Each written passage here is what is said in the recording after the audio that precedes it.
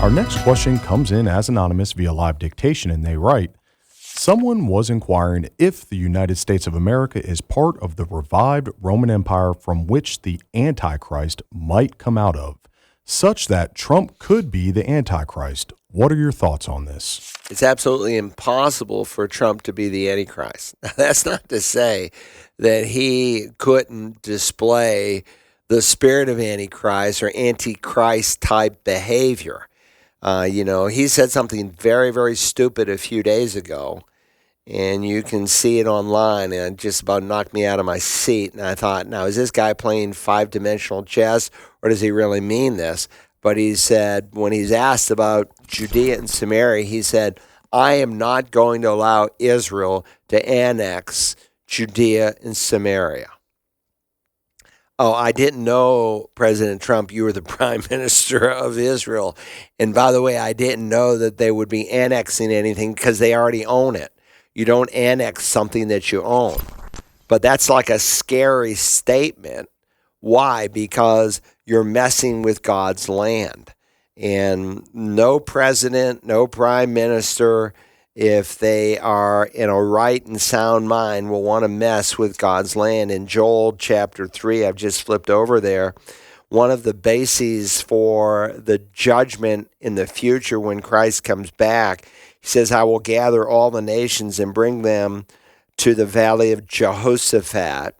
Then I will enter into judgment with them. And so the valley of Jehoshaphat is outside of Jerusalem. Most would consider it to be the Kidron Valley today, which is the valley that's between the Temple Mount and the Mount of Olives. And so this is the valley of Yahweh, and I will enter into judgment with them there on behalf of my people, the Jewish people, and my inheritance, Israel, whom they have scattered among the nations, and they have divided up my land. And so if someone really wants to meet God in his anger, just poke him in the eye, because Israel is the apple of his eye, as the prophet Zechariah and as the prophet Moses in Deuteronomy describes the nation. And so that land is not even Israel's land, it's my land, it's God's land, and you're not to mess with it or divide it up. And I hope our president, I'm kind of waiting to see if someone like Mike Huckabee, who really understands the issues that are going on in Israel, will maybe even rebuke the president for what he said and maybe even resign over it if the president goes in that direction. This would be a disastrous decision, not just that the president would make, but it would invite the discipline of God on the United States of America.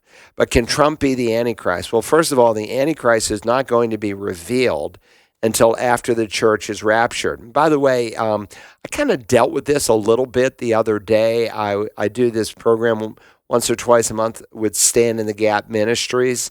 And is that posted right now? Where's it posted at, Walter? It is on the Search the Scriptures website and the Search the Scriptures app, sir. Yeah, so on the Search the Scriptures website, if you go there, I dealt with, they wanted me to speak on the subject of digital IDs and the 666 and all that. And I made just a side comment, and I said, if you are able to definitively identify the Antichrist, then that's bad news for you, because that means you've been left behind. Because the only people who will be able to definitively identify the Antichrist is going to be those who are left behind after the church is raptured. So God makes that specifically clear in 2 Thessalonians chapter 2. He says, now we request you, brethren, with regard to the coming of our Lord Jesus and our gathering together to him, we call that the rapture, where we're caught up, that you not be quickly shaken from your composure. And the word shaken is the same Greek word that's used in Acts 16 when God literally shakes the prison doors and Paul and Silas come out and so on. And there it's a physical shaking. Here it's a spiritual shaking. It's something that's very dramatic. And he's saying, listen, you don't need to be knocked off center as if you received some letter from me that you were already in the day of the Lord.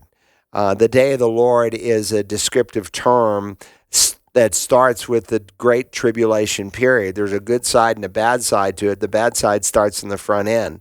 Let no one deceive you in any way, for unless the apostasy comes first. Now in the NAS, they'll put, it will not come, because that's implied. So let me read it with the italicized words that are not a part of the original. And they do that out of integrity to show you it's not a part of the original, but contextually it's implied. Let no one in any way deceive you, for it will not come. It what? The day of the Lord, the tribulation. How do you know you're not in the tribulation? Because the apostasy comes first. The word, or you could say the departure. And the departure or the apostasy is where there's a turning away from truth. So after the church is removed, there's going to be a one world religion that will include all the religions of the world. Midstream, when some other events that are described here happens, that will change.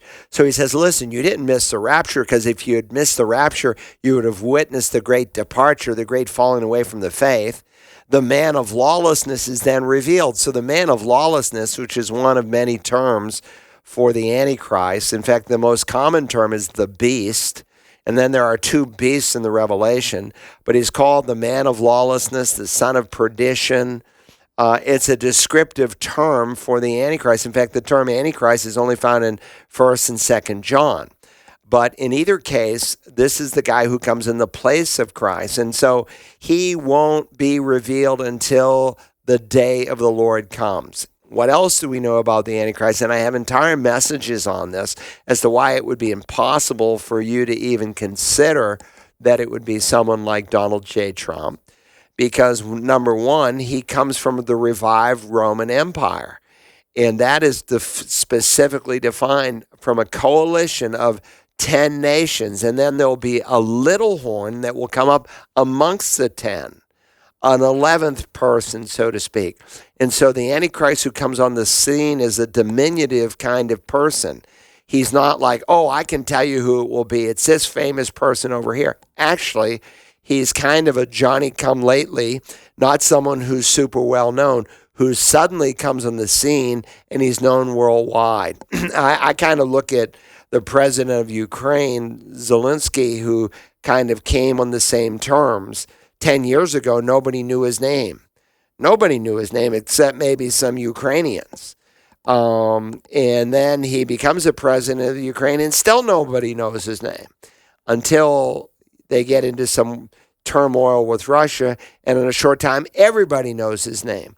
That's what the Antichrist will be like. He's not some famous person that you can say, oh, I think it's Tony Blair, who used to be a popular person that people would say would be the Antichrist, or I think it's Henry Kissinger, or I think it's Ronald Reagan, or it's a person that you don't really have on your lips or in your mind as the average person. But when he comes on the scene, he will come with deception, with signs, wonders, and miracles. 3 descriptive terms that are used of Jesus and his apostles who represent Jesus. Signs, wonders, and miracles. Except these are false or lying signs, wonders, and miracles. They're real signs, wonders, and miracles, but they're false in that their origin is not from the Lord, but from Satan himself. So no, Trump is not the Antichrist. In fact, you should pray for our president. He's surrounded with born-again Christians. And just as recently as a couple weeks ago, a month ago, he said, oh, that was a great prayer. I hope that prayer will get me to heaven.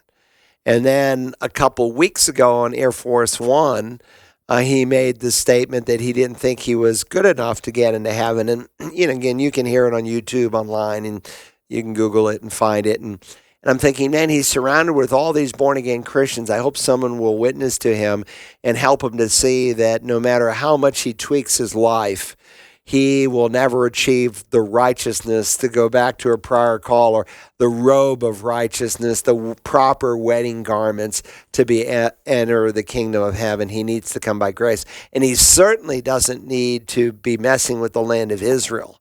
And I hope, I pray for our president that he won't do that. It will be disastrous for America. And when other presidents have messed with Israel, it's been disastrous for them. Anyway, good question. Let's go to the next. Dr. Carl Broggi answers your questions about the Bible and living the Christian life Tuesday mornings at 11 on The Light, 88.7 FM, and online around the world at wagp.net.